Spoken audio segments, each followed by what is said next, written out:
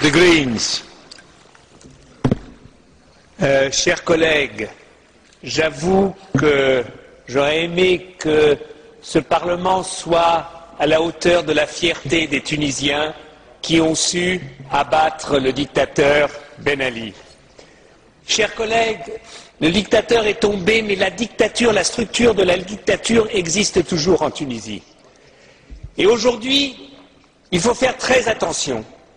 Des gouvernements européens, la majorité de ce Parlement ont pendant des années soutenu la structure de la dictature et le dictateur tunisien.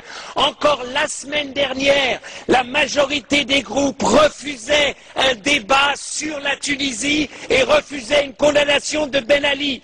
Ce qu'a fait la ministre des Affaires étrangères française, la ministre des Affaires étrangères, n'est que le dernier exemple de la complicité de l'Occident. Et pourquoi ?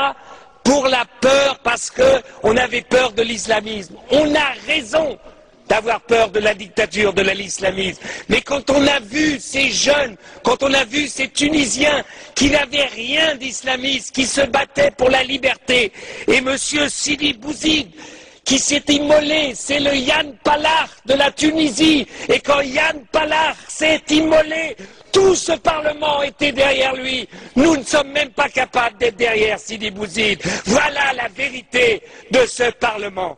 Alors maintenant, il s'agit d'agir pour la Commission.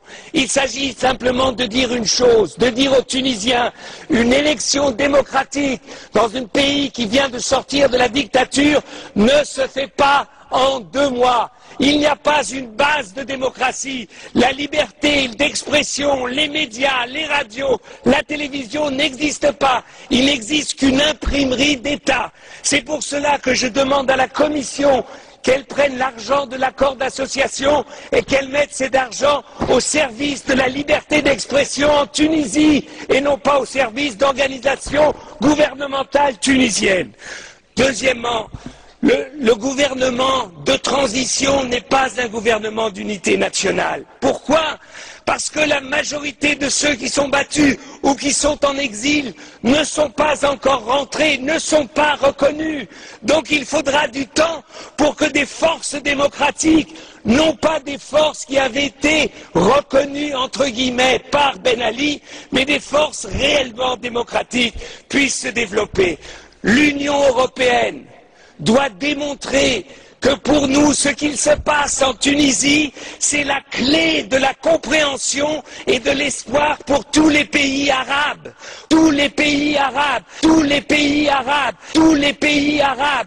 Démocratie et islam veulent aller de pair. Et si nous sommes capables de soutenir la démocratie tunisienne en train de naître, eh ben nous verrons qu'en Égypte, en Jordanie, en Syrie et partout, le peuple et les peuples vont s'élever contre leurs dictateurs.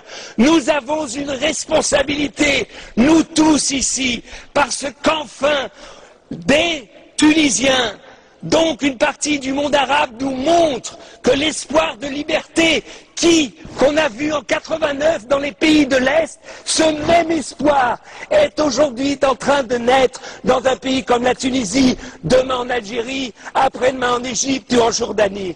Donc, c'est pour ça que c'est inimaginable que ce Parlement, eh bien, reste assis, dit « Oh oui, peut-être, on ne sait pas. On ne savait pas en 89 ce qu'allait devenir la Pologne.